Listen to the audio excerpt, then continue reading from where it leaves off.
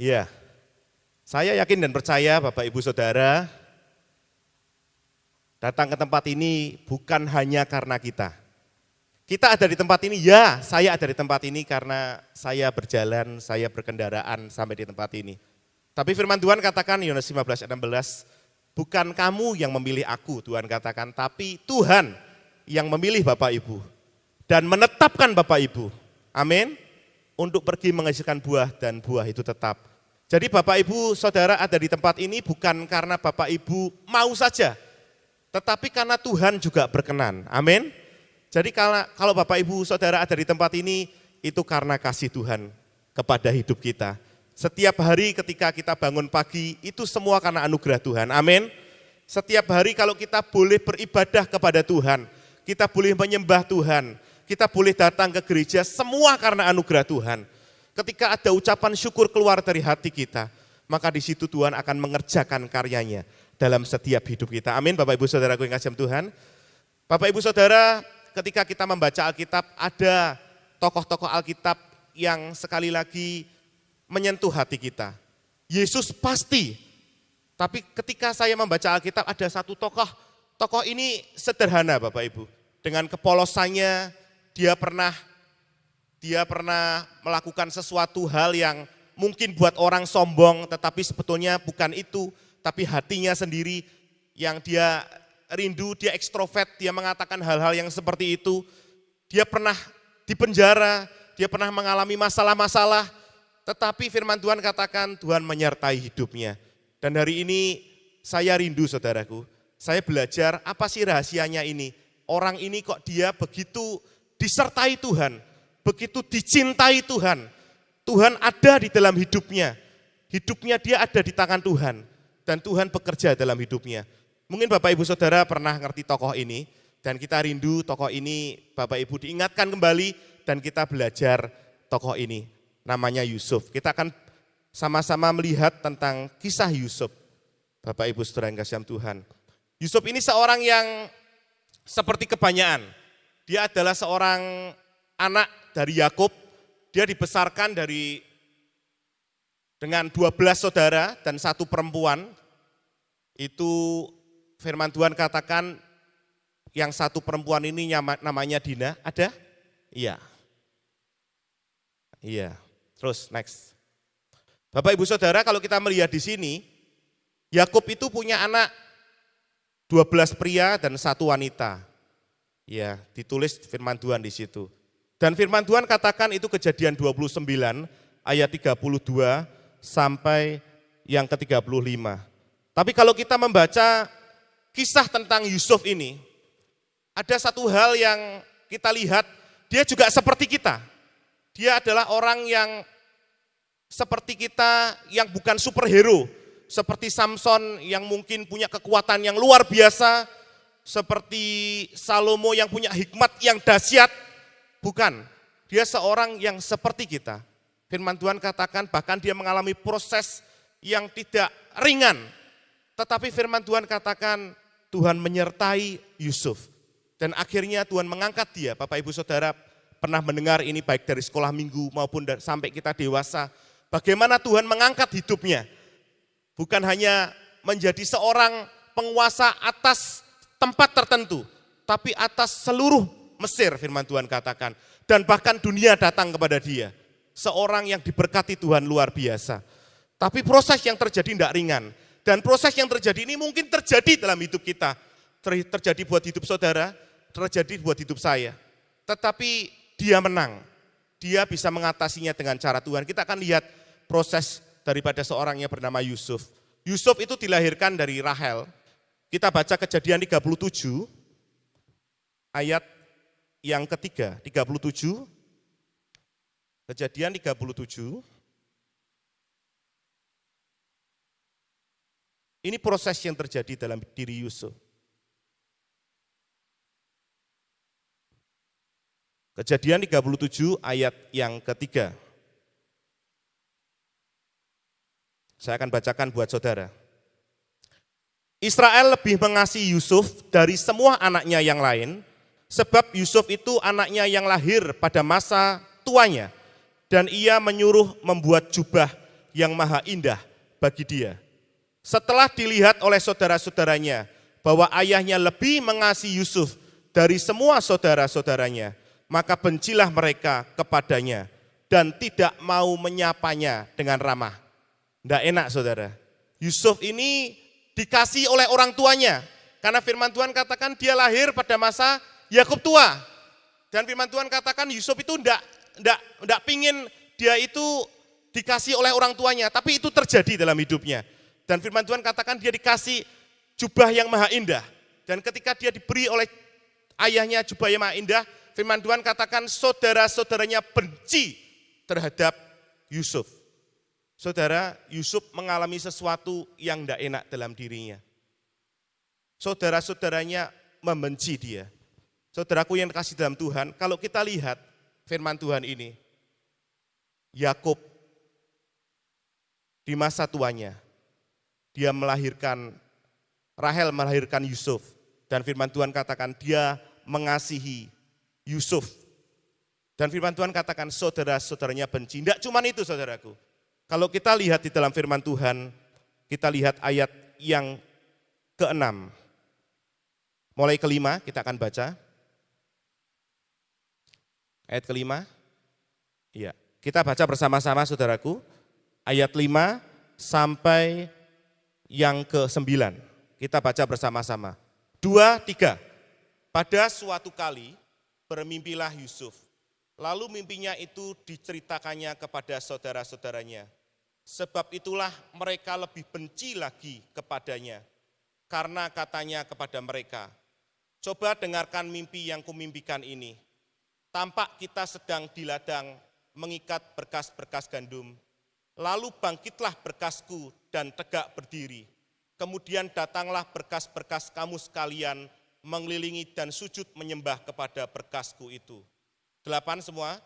Lalu saudara-saudaranya berkata kepadanya, apakah engkau ingin menjadi raja atas kami? Apakah engkau ingin berkuasa atas kami? Jadi makin bencilah mereka kepadanya karena mimpinya dan karena perkataannya. 9. Lalu ia memimpikan pula mimpi yang lain yang diceritakannya kepada saudara-saudaranya. Katanya, aku bermimpi pula, tampak matahari, bulan, dan 11 bintang sujud menyembah kepadaku. Bapak, Ibu, Saudara yang kasih dalam Tuhan, firman Tuhan katakan saudara-saudaranya sudah benci kepada Yusuf karena Yusuf lebih dikasihi daripada saudara-saudaranya. Sudah benci, maka firman Tuhan katakan tidak mau menyapa sama Yusuf. Bukan hanya itu, saudaraku, kebenciannya bertambah. Yusuf ini tukang mimpi. Dia mimpi dikatakan, saudaraku, tolong PowerPoint-nya. Dia mimpi, firman Tuhan katakan, di situ dia melihat, kalau saudara lihat, tolong PowerPoint-nya. Iya, mimpi Yusuf. Iya. Ya, mimpi yang pertama dikatakan ada berkas berdiri saudara-saudaranya mengelilingi dan sujud menyembah berkas Yusuf. Bapak, Ibu, saudara yang kasih dalam Tuhan, ini sudah membuat saudaranya, wah, Yusuf ini kurang ajar.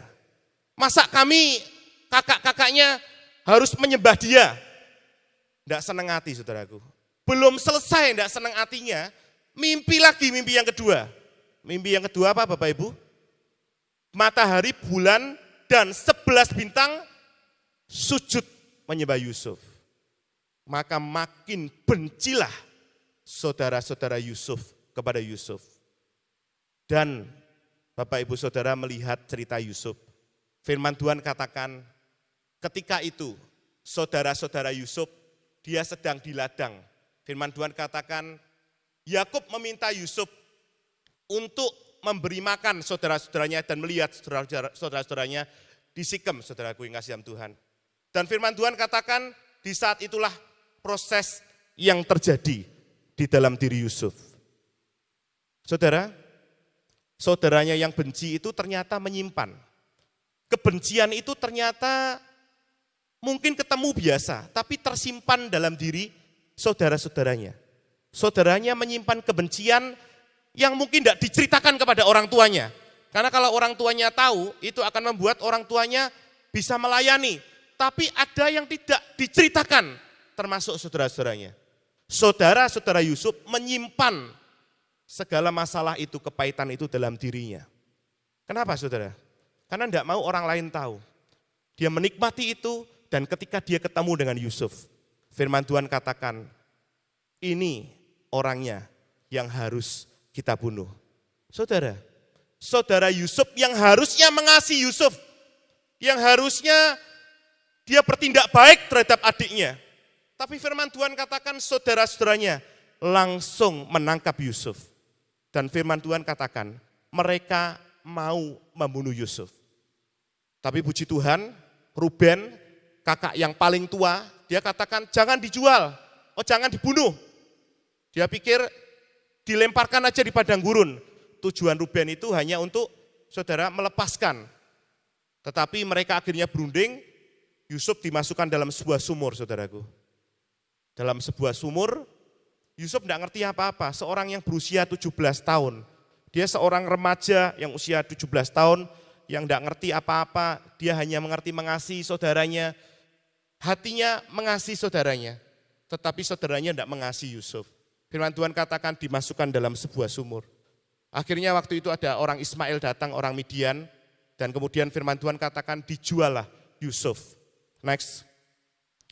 Saudara, Yusuf dijual oleh saudagar Midian dengan berapa saudara? 20 sikal. Saya mencoba untuk menghitung berapa sih Yusuf ini dijual sebetulnya. Karena banyak kita kan bingung, 20 sikal ki piro toh? Gitu ya. Saya mencoba menghitung saudaraku. Saya menghitung sikal perak. 1 sikal perak itu 1 kilogram perak. Itu harganya kalau dirupiahkan sekarang itu 1.780.000 saudara. Itu 1 kilogram. 1 kilogram itu sama dengan 1000 gram. 1 sikal itu 11,4 gram. Kali 20 sama dengan 228 gram. Ini hitung-hitungan ya saudaraku ya. Hitung-hitungan sedikit, 228 gram. Sama dengan 0,28 kali 1.780. Jadi Yusuf itu dijual dengan harga kurang lebih 500.000. Bayangkan seorang yang bernama Yusuf yang harusnya dikasihi oleh kakak-kakaknya, firman Tuhan katakan dijual dengan cuma 500.000 saudaraku. Sangat menyakitkan buat seorang yang bernama Yusuf. Proses yang pertama dalam diri Yusuf, dia mengalami suatu hal yang menyakitkan, yaitu harusnya dia dikasih oleh keluarganya, dia dikasih oleh orang-orang dekatnya, oleh orang-orang yang mengasihi dia, tapi dia malah dijual saudara. Ini terjadi dalam diri Yusuf. Itu yang pertama. Next. Iya. Firman Tuhan katakan dia dijual dari orang Ismail kepada Potifar. Kejadian 37 ayat 26. 37 ayat 26. Kita akan baca Kejadian 37 ayat yang ke-26. Kejadian 37 ayat yang ke-26. Saya bacakan saudaraku. Lalu kata Yehuda kepada saudara-saudaranya, apakah untungnya kalau kita membunuh adik kita, lalu menyembunyikan darahnya? Marilah kita jual dia kepada orang Ismail, jadi janganlah kita apa-apakan dia, karena ia saudara kita, darah daging kita. Dan saudaranya mendengar itu. Ketika ada saudagar-saudagar Midian lewat, Yusuf diangkat ke atas dalam sumur itu, dijual dengan harga 20 sikal perak saudaraku. Jadi Yusuf dijual dengan harga 20 sikal perak oleh orang Midian. Dan orang Midian itu menjual itu kepada Potifar. Potifar itu adalah seorang perwira pegawai istana Firaun. Saudara 39, pasal 39 ayat yang ke-1 dan 2. 39, Kejadian 39 ayat 1 dan 2. Kita baca bersama-sama 1 dan 2. 2, 3. Adapun Yusuf telah dibawa ke Mesir dan Potifar, seorang Mesir pegawai istana Firaun, kepala pengawal raja, membeli dia dari tangan orang Ismail yang telah membawa dia ke situ. 2, bersama-sama dengan suara keras. Tetapi Tuhan menyertai Yusuf sehingga ia menjadi seorang yang selalu berhasil dalam pekerjaannya. Maka tinggallah ia di rumah tuanya orang Mesir itu. Bapak Ibu Saudara yang kasih Tuhan, dia ditinggal di tempat Potifar. Firman Tuhan katakan ayat 1 dan 2. Firman Tuhan katakan Tuhan memberkati Yusuf. Dimanapun Yusuf berada, firman Tuhan katakan Tuhan menyertai Yusuf dan membuat selalu berhasil. Ketika Yusuf dalam kondisi tertekan, dia dibuang. Saya tahu sikap Yusuf ini benar. Saya sangat yakin respon Yusuf ini benar. Firman Tuhan katakan, dia di sana pun Tuhan membuat hidupnya. Dia selalu disertai Tuhan dan selalu berhasil. Saudara, Yusuf disertai Tuhan dan dibuat berhasil di istana Potifar. Tapi firman Tuhan katakan, saudara lihat di Alkitab, dia waktu itu dikatakan dia menguasai seluruh harta Potifar.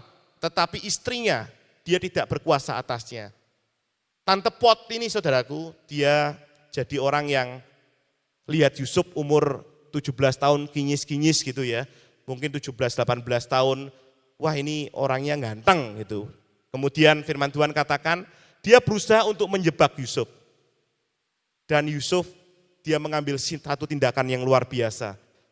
Dia lari, dosa itu harus kita lari saudara. Kita jangan sampai kita ngomong, aku bisa mengatasi dosa. Dosa yang ini saudaraku, dosa tentang laki-laki wanita ini harus lari. Firman Tuhan katakan Yusuf lari saudaraku. Istri Potifar tidak suka. Dia jebak. Saudara lihat di Alkitab akhirnya Yusuf di penjara. Next. Saya ingin saudara melihat tentang kisah Yusuf dan kita ngerti rahasianya. Kenapa sih Yusuf? Saudara, ketika dia masuk penjara, saudaraku dia ketemu dengan orang-orang di penjara dan firman Tuhan katakan 39 ayat 23. Kita baca Kejadian 39 ayat yang ke-23. Kejadian 39 ayat yang ke-23. Ayat 22 dulu kita mulai. Ya, yang 22 ibu-ibu atau putri bacakan, 23 bapak-bapak atau putra bacakan. 22 mulai ibu-ibu. 2, 3.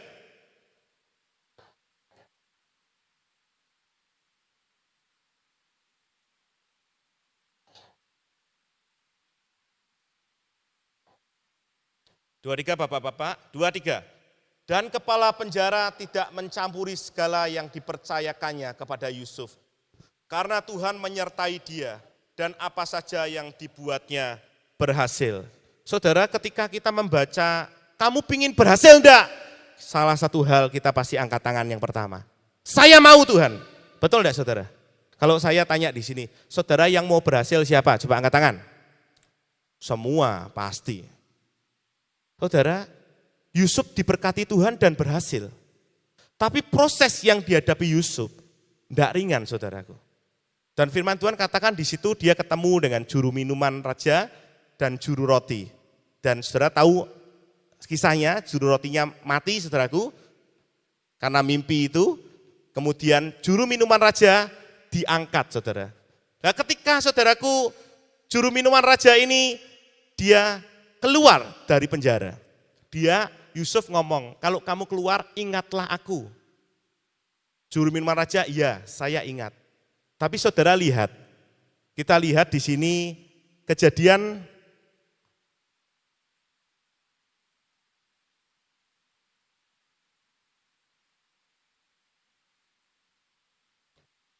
Saudara, Kejadian pasal 40, 1 ayat yang pertama. Ini setelah juru minuman itu keluar, firman Tuhan katakan, setelah lewat 2 tahun lamanya bermimpilah Firaun bahwa ia berdiri di tepi sungai Nil. Saudara, Firaun mimpi. Firman Tuhan katakan dari sungai Nil keluar 7 ekor lembu yang indah dan gemuk. Kemudian setelah itu keluar lagi 7 lembu yang kurus, kemudian yang kurus memakan yang gemuk. Kemudian dia mimpi lagi ada berkas, saudaraku, yang gemuk, kemudian yang buruk, kemudian kebalikannya yang buruk ini memakan yang gemuk. Saudaraku, firman Tuhan katakan Yusuf sudah menolong juru minuman raja ini, tetapi dia tetap mengalami proses yang tidak sedikit saudara. Firman Tuhan katakan 2 tahun lamanya dia ada di penjara. setelah juru minuman raja ini, ketika dia keluar, juru minuman raja ini kerja sebagai juru minuman raja, lupa sama orang yang telah menolongnya, yang telah mengartikan, lupa sama orang yang telah berjasa dalam hidupnya, dilupakan, aku enggak kenal kamu lagi. Dan kemudian setelah 2 tahun, Firaun mimpi, enggak ada yang mengartikan, dia ingat saudara, oh di penjara ada yang namanya Yusuf, saya diselamatkan Tuhan karena mimpinya, bawa ke sini. Saudara, ini mimpinya. 2 tahun lagi, 1 lembu gemuk, lembu kurus di Sungai Nil, 7 bulir gandum bernas baik, kurus. Jadi yang kurus memakan yang gemuk, harusnya yang gemuk itu makan yang kurus, setuju saudaraku ya. Yang besar itu lebih kuat daripada yang kurus. Tapi firman Tuhan katakan oleh sebab itu Firaun dan orang-orang yang pintar di situ bingung. Loh ini yang kurus kok malah memakan yang gemuk. Yang berkas yang kurus, yang layu kok memakan yang baik. Saudara, saat itu firman Tuhan katakan Yusuf mengartikan mimpinya tentang 7 tahun kelimpahan dan 7 tahun kekurangan. Dan firman Tuhan katakan saat itu Tuhan mengangkat Yusuf. Next tolong. Iya. Firman Tuhan katakan, saudara lihat, Yusuf diangkat menjadi kuasa atas Mesir. Kejadian 41 ayat 40 kita baca bersama-sama. Kejadian 41 ayat 40.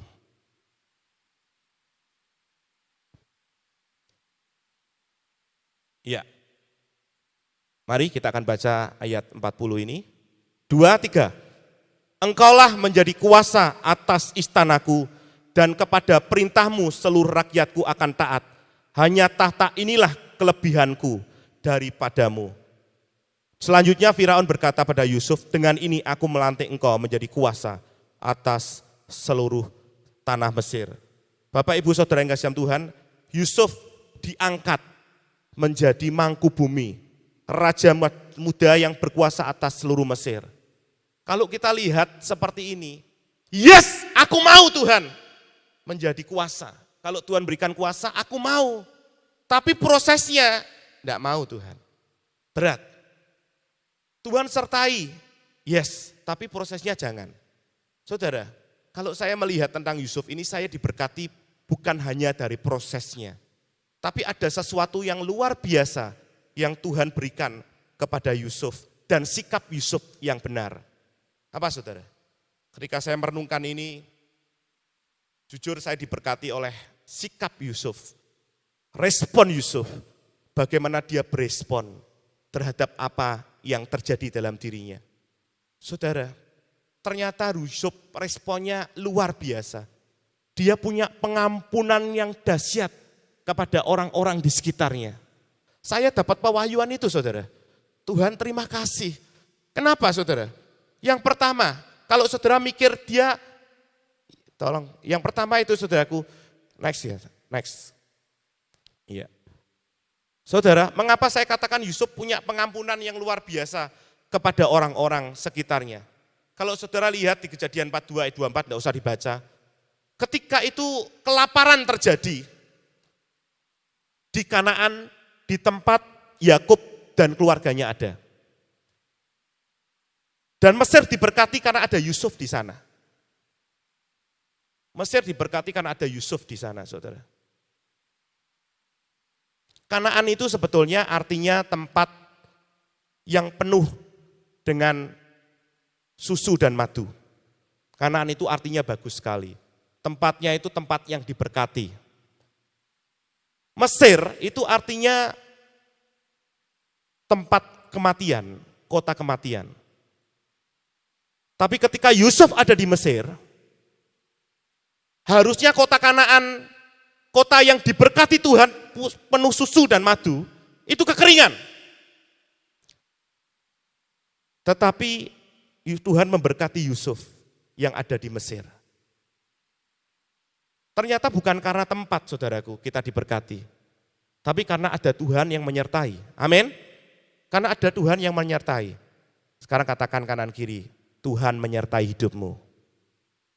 Yuk katakan kanan kiri, jangan cuma toleh-toleh ya, katakan Tuhan menyertai hidupmu. Firman Tuhan katakan harusnya saat itu yang kekeringan Mesir, tapi enggak. Mesir diberkati Tuhan karena ada Yusuf.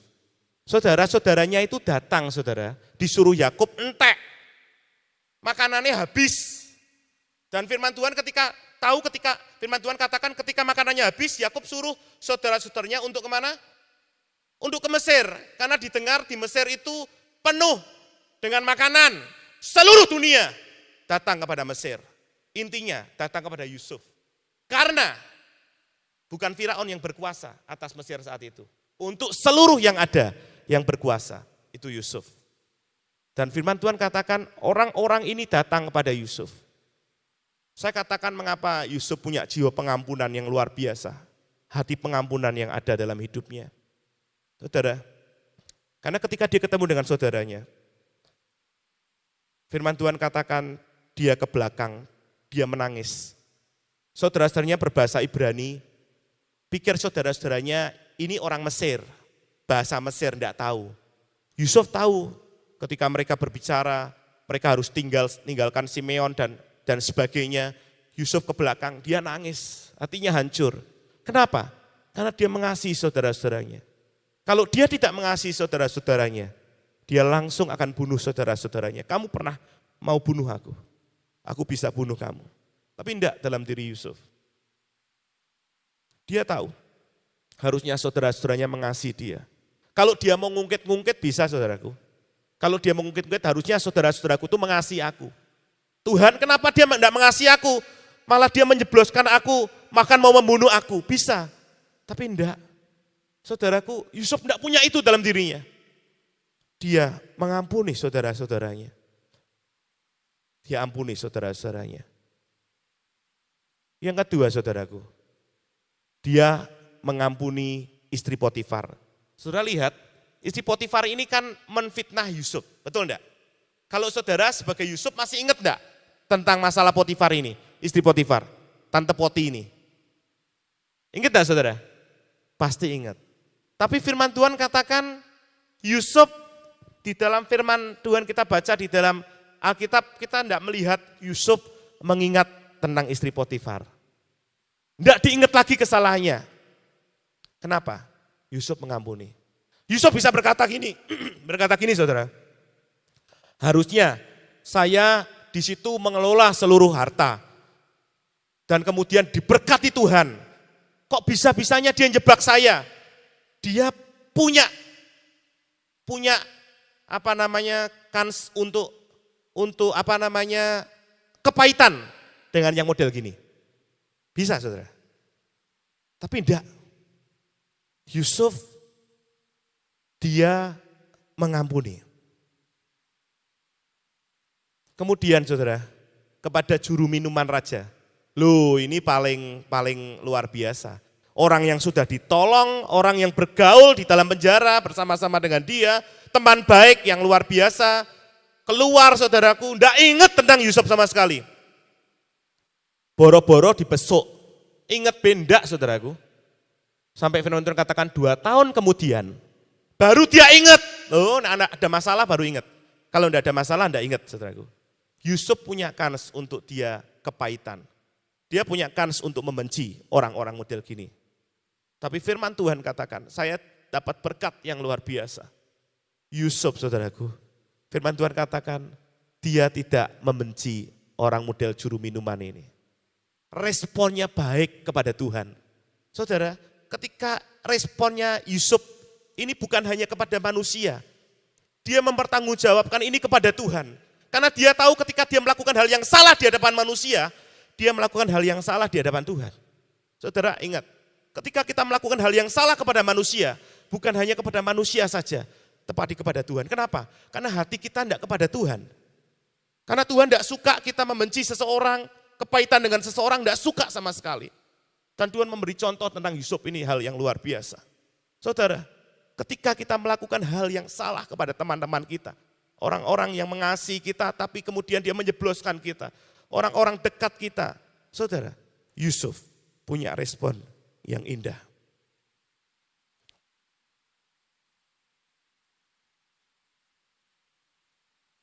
Apakah saudara pernah mengalami seperti yang Yusuf alami? Pak, ngomong sih mudah Pak, melakukannya sulit Pak. Saya setuju dengan saudara, melakukannya sulit. Oleh sebab itu, kita perlu Tuhan. Yusuf selalu disertai Tuhan, firman Tuhan katakan. Yusuf selalu ingat Tuhan dan menyerahkan setiap masalahnya kepada Tuhan. Bukan disimpan dalam dirinya, saudaraku, seperti saudara-saudaranya yang menyimpan dalam dirinya dan hancur berantakan. Next, tolong.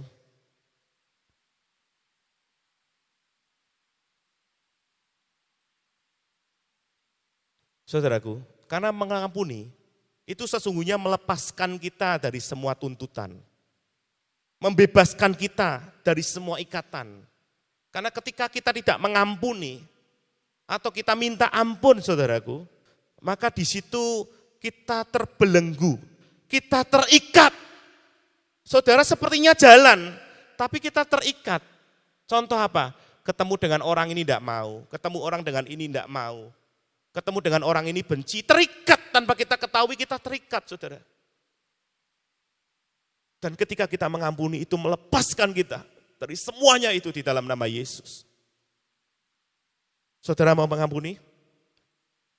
Saudara mau mengampuni? Pak, masih sulit Pak. Nanti berbuat salah lagi Pak. Nanti kalau saya ampuni kemudian bersalah lagi, terus kenapa Pak? Saya harus mengampuni dia. Sepertinya dalam anggapan kita mengampuni itu akan membiarkan orang ini berbuat salah kembali. Itu ada dalam pikiran kita. Saudaraku, itu urusannya dia dengan Tuhan. Urusan kita yaitu kita melepaskan diri kita dari semua ikatan kita.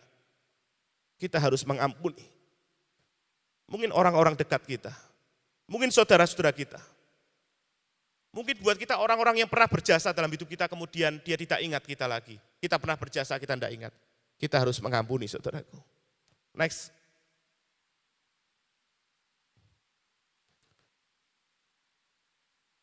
Tuhan Yesus itu adalah contoh buat kita. Saudara-saudara lihat ini tema kita luar biasa dalam tahun ini. Walk in his step. Berjalan dalam tapak kakinya. Itu ya amin ya. Berjalan dalam jalan-jalannya Tuhan. Tuhan Yesus mengajarkan satu doa yang luar biasa dan kita ingat saudaraku, yaitu doa Bapa kami dalam Matius 6. Ada satu kata yang Tuhan ulang, saya lihat itu seperti catatan kaki. Matius 6 saudara, kita akan baca. Matius 6 ayat 12, ini doa Bapa kami yang Tuhan ajarkan. Dan ini adalah suatu hal yang luar biasa yang memberkati saya. Matius 6,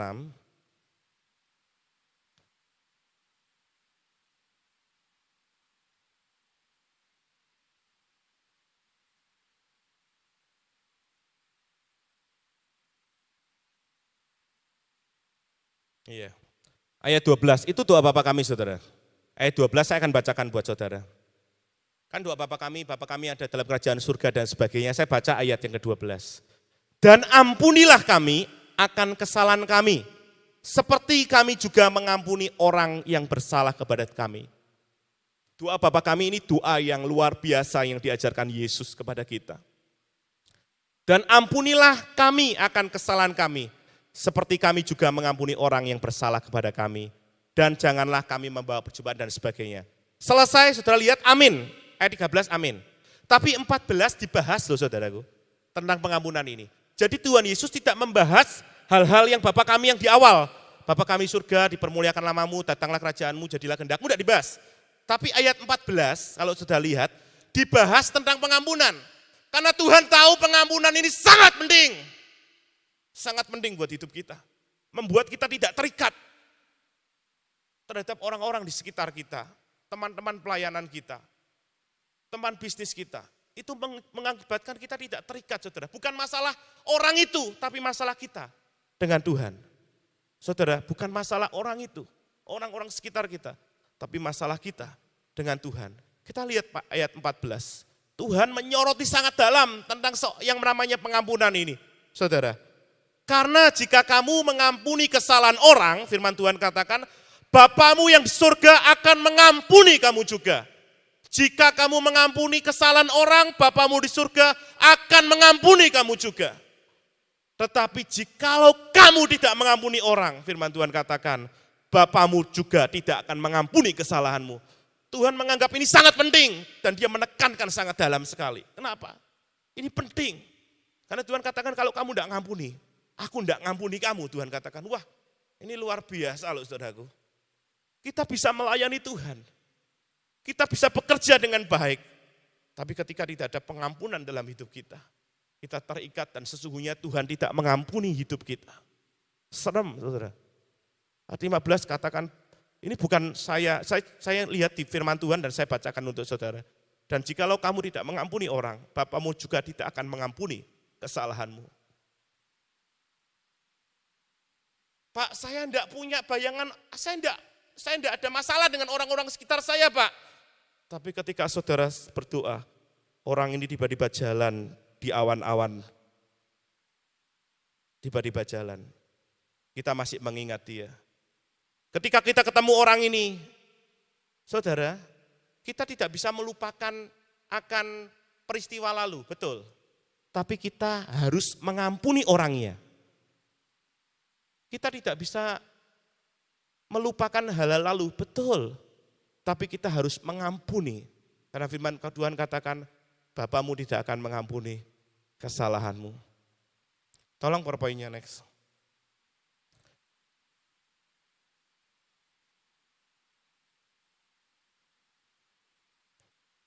Mengampuni adalah jantung kehidupan, saudaraku. Dan Tuhan ajarkan dalam Matius 18 ayat 21 sampai 22, kita baca. Matius 18 ayat 21 sampai 22. Matius 18 ayat 21 sampai 22.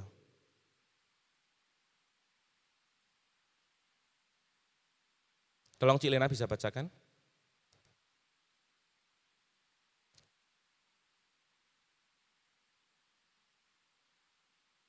Matius 18, 21 sampai 22.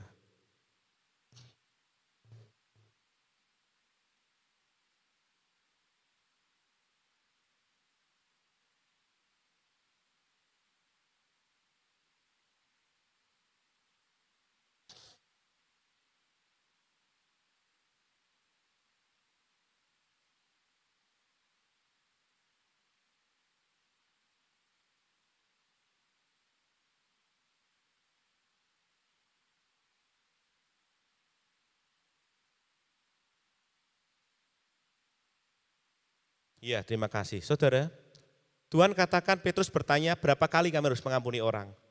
Apa 7 kali? Tuhan katakan 70 kali 7 kali. Sama dengan berapa saudara? Berapa kok? Kamu? 490. Saudara, 490 kali ini, kalau kita melihat dalam Alkitab, itu dalam 1 hari pengampunan itu. Jadi bukan kita mengampuni, aku sudah 490 dihitungi, enggak. Dalam 1 hari itu 490. Ada Mbak Tuhan katakan dalam 1 kesalahan. Tapi oke lah kita katakan dalam 490 itu dalam 1 hari. Saya hitung lagi saudaraku. Kalau 1 hari itu 24 jam, ya ada 24 jam, saudara itu hitungannya kalau di menit berarti 1440 menit saudara. Kalau 1440 menit dibagi 490 berarti dalam 3 menit kita harus mengampuni. Artinya setiap saat saudara harus mengampuni. Karena setiap saat saudara tidak boleh terikat dalam nama Yesus intinya. Saudara tidak boleh terikat terhadap masalah saudara karena saudara tidak mengampuni. Saudara harus mengampuni. Itu kalau 24 jam. Kalau saudara kita tidur 7 jam, kemudian saudaraku berarti 17 jam, berarti dalam 2 menit saudara harus mengampuni. Tuhan katakan apa saudara? Kalau dikurangi lagi tambah habis dan tambah mustahil. Artinya apa? Dalam setiap waktu hidupmu, kita harus mengampuni orang-orang yang menyakiti hati kita. Mungkin orang kita sudah baik sama orang ini, tapi orang ini tidak baik sama kita. Tuhan katakan ampuni dia. Karena mengampuni itu berarti bukan untuk orang itu saja. Orang itu dibebaskan, tapi untuk kita juga dibebaskan dalam nama Yesus. Amin. Mengampuni adalah membebaskan saudaraku hidup kita dari semua hal-hal yang tidak berkenan di hadapan Allah. Saudaraku, tentang pengampunan saudara bisa lihat di Matius itu tentang 10.000 talenta dan 100 dinar. Saya ada ininya, cuma saya tidak akan beritakan buat saudara. Satu hal yang saya rindu saudara, pengampunan itu harus kita lakukan, itu perintah. Amin saudara. Kalau kita ngomong Tuhan aku enggak mampu Tuhan, minta mampukan. Minta mampukan, tolong next. Next, ya. Saudara. Ini gambar apa saudara? Saya punya ini satu, bekasnya Kohani Cik Tutik dibawa ke saya. Apa ini? Bunga cinta ya, gelombang cinta. Dulu harganya mahal, saya dengar dulu kakaknya Ko Petrus pernah ditawar 150 juta ya, di Salatiga itu ya. Gelombang cinta ini ya Kak ya, gelombang cinta gini. Saudara, pengampunan itu seperti pohon yang akarnya masuk ke dalam, itu harus apa saudaraku? Dicabut. Betul, kaget saudara, saya kaget juga ya. Dicabut dalam nama Yesus. Enggak cuman digunting, dilupakan, enggak. Dicabut. Jadi kalau masih kita ingat kesalahannya terus, itu kita belum apa? Mencabut. Rohnya langsung setrum ya, cus cabut. Amin saudaraku. Harus di apa? Sekarang katakan kanan kiri, harus dicabut. Saudara yang lihat di sini masih cabut bisa enggak ya? Bisa enggak? Bisa saudaraku. Katakan dicabut. Yuk kanan kiri coba dengan 2 orang aja. Harus dicabut. Harus apa? Dicabut dalam nama Yesus. Sebelum saya mengakhiri, saya baca artikel bagus dari Lauren Cunningham tentang cerita. Bukunya bagus sekali, saudaraku. Saya baca artikelnya sangat memberkati sekali. Coba saya akan bacakan, saudara. Sebentar saya ingat ini.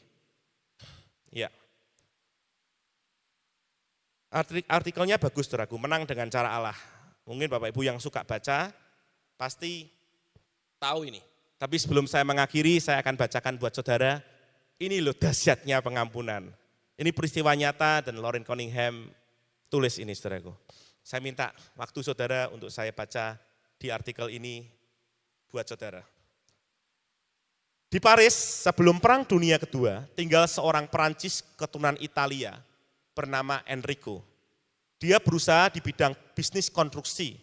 Tidak lama setelah mengenal Tuhan Yesus sebagai juru selamat secara pribadi, dia keluar pada larut malam berjalan-jalan di tempat penjualan kayu miliknya.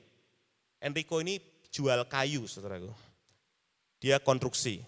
Pada saat itu dia melihat 2 bayangan melompat dari sebuah truk dan berjalan memasuki tempat penjualan kayunya.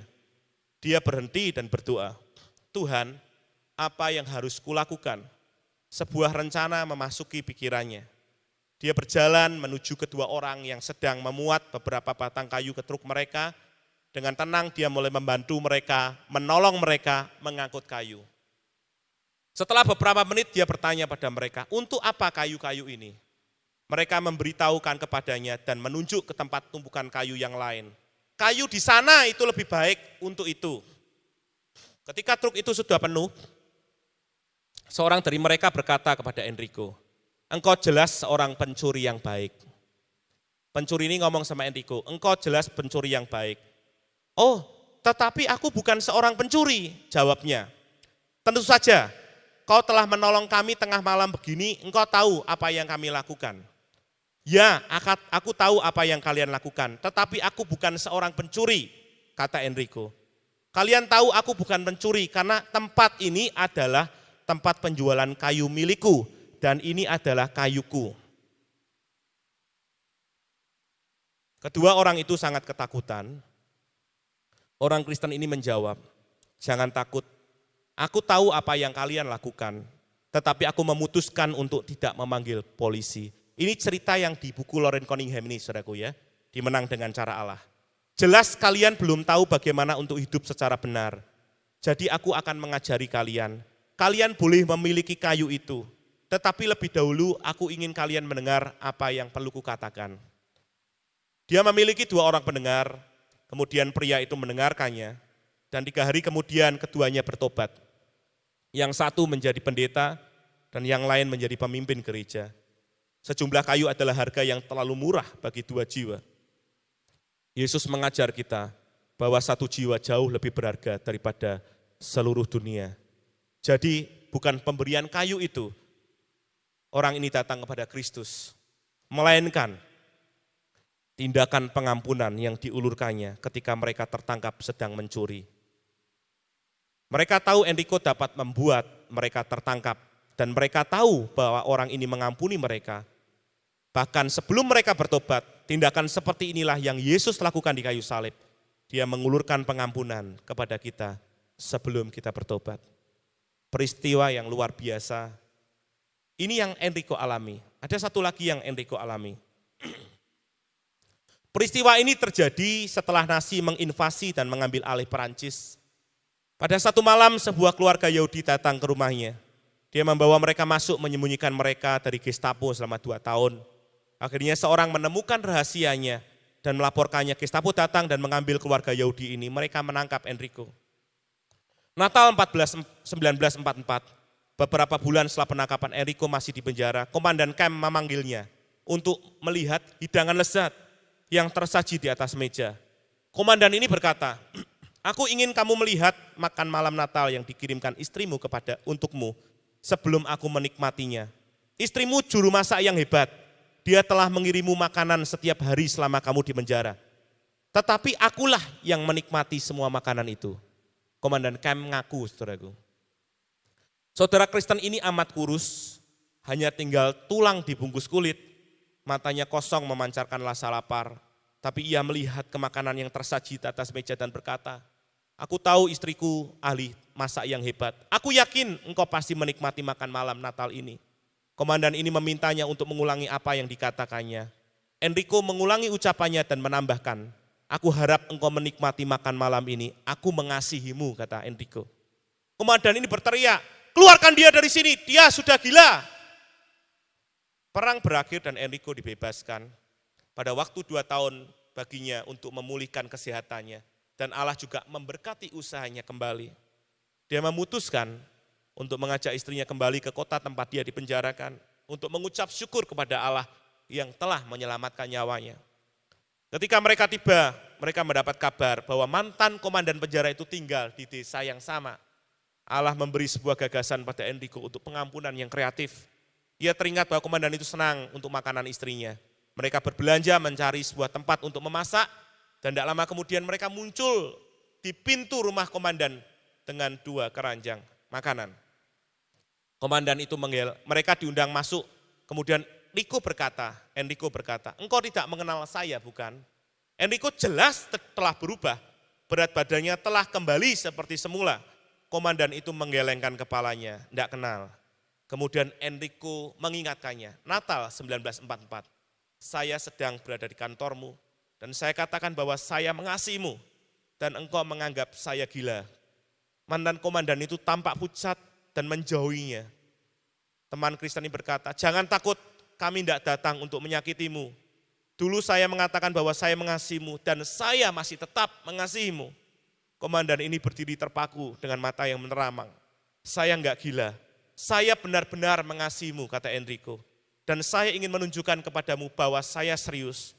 Perang sudah usai, sekarang waktu damai. Istri saya dan saya ingin duduk bersamamu dan istrimu untuk makan bersama. Maukah engkau menerima permohonan kami?"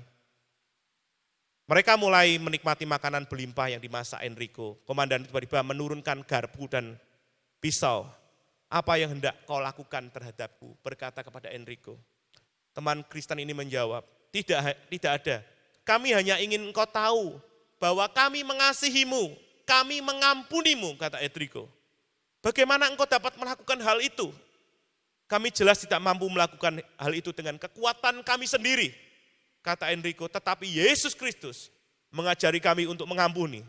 Enrico bersaksi tentang Yesus, dan sebelum orang itu dapat melanjutkan makannya, dia berlutut untuk menerima Yesus sebagai juru selamat pribadi.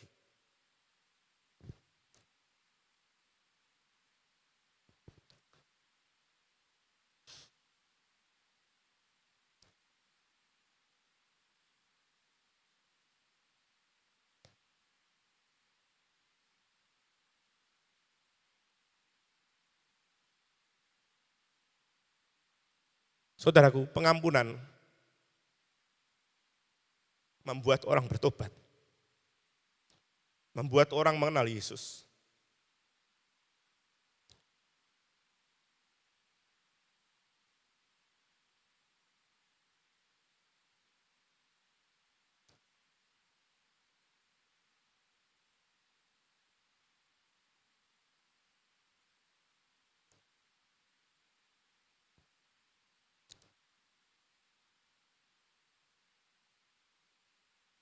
Saya rindu, saudaraku, hari ini kita melakukan apa yang Yesus katakan, mengampuni orang-orang yang bersalah kepada kita.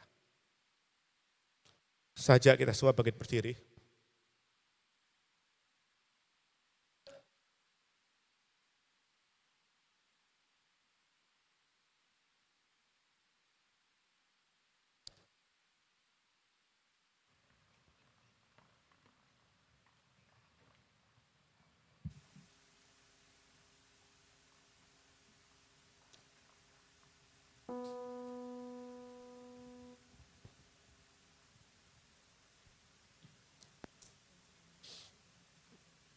Biar setiap kita terarah kepada Tuhan.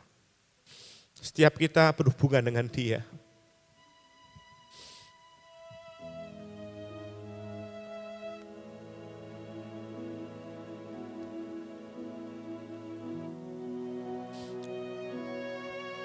Rindukan kuasanya memulihkan. Rindukan kuasanya menyembuhkan kita semua. Dan berkat Tuhan dan penyertaannya akan menyertai setiap kita.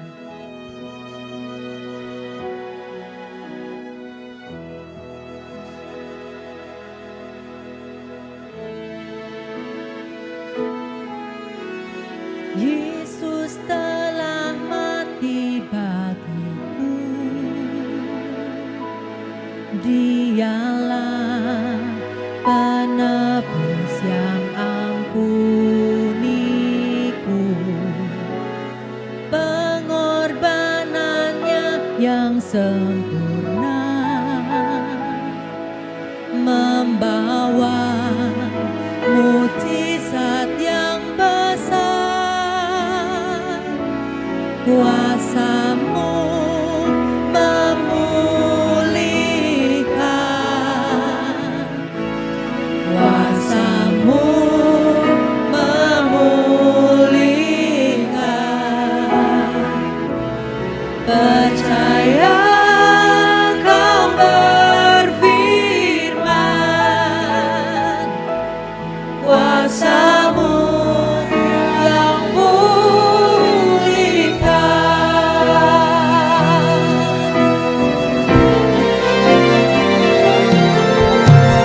Yesus telah mati bagiku, Dialah penebus yang pulihkanku, pengorbanannya yang sempurna membawa mujizat yang besar.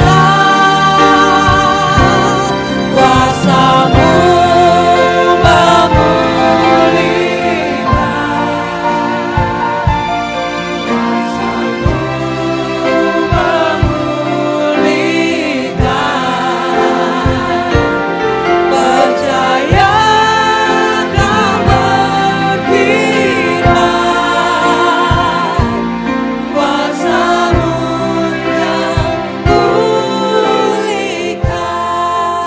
Bapak Ibu Saudara, Yusuf mengalami kemenangan yang dari Tuhan. Bahkan Tuhan mengangkat dia menjadi mangku bumi di Mesir. Karena hatinya, responnya benar. Mungkin kita mengalami seperti apa yang Yusuf alami. Keluargamu yang harusnya mengasihi engkau, tidak mengasihi engkau. Harusnya melindungi engkau dan baik dalam hidupmu, tetapi tidak. Engkau berjasa kepada orang, orang itu tidak mengingat jasamu. Dan tidak mengingat sama sekali. Bahkan engkau difitnah. atau hal-hal yang lain yang membuat hatimu pahit dan engkau tidak bisa mengampuni. Mengampuni bukan berarti tidak mampu, tapi tidak mau. Hari ini engkau yang mau mengampuni dan engkau katakan, Tuhan, aku mengampuni orang-orang yang bersalah kepada hidupku. Letakkan tanganmu di dadamu masing-masing. Sebagai keluarga besar Kahal, kita rindu sungguh-sungguh Roh Allah ada memimpin kita. Hidup kita benar di hadapan Tuhan. Satu hal tentang pengampunan, Tuhan sangat serius dalam hidup kita. Dan Tuhan rindukan kita mengampuni orang-orang di sekitar kita. Kita satu keluarga di dalam keluarga besar Kahal. Saya rindu saudara, sebelum kita mengakhiri pada pagi ini, kita semua boleh menyerah kepada Tuhan. Saudara, engkau yang rindu hidupmu bebas dari pengampunan.